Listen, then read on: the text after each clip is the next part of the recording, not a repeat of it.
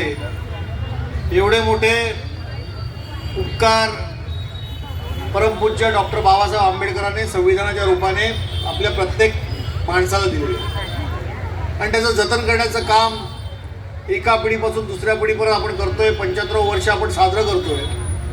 परंतु बांधवांनो, भगिनींनो, हे सगळं करत असताना खऱ्या अर्थाने या घटनेने दिलेला अधिकार हे राज्यकर्ते, हे प्रशासक हे राबवतात का, हे खरं पाहण्याची आता वेळ आली आहे. याची असंख्य उदाहरणं आहेत की घटनेने दिलेल्या अधिकाराचा वापर करून गैरमार्गाने अनेक गोष्टी या देशामध्ये सुरू आहेत आणि त्याच्या विरुद्ध खऱ्या अर्थाने संविधान बचाव हा जो लढा आहे तो खऱ्या अर्थाने यासाठी आहे. आणि म्हणून संविधान संवर्धन समितीचं मी मनापासून या ठिकाणी अभिनंदन करतो की लोकांमध्ये जनजागृती करण्याची वेळ आलेली आहे.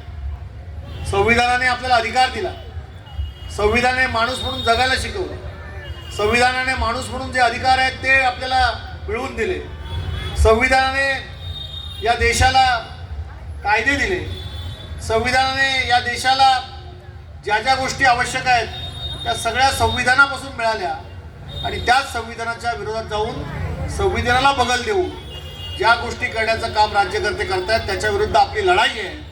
ती कुठे एका पक्षाच्या विरोधात नाही, वृत्तीच्या विरोधात आहे आणि म्हणून संविधानाचं संरक्षण हे आपल्याला सगळ्यांना मिळून करणं गरजेचं आहे. मी या भागातील आमदार म्हणून तिसऱ्यांदा निवडून आलो.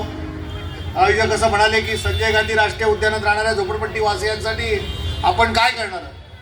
मी आपल्याला मागच्या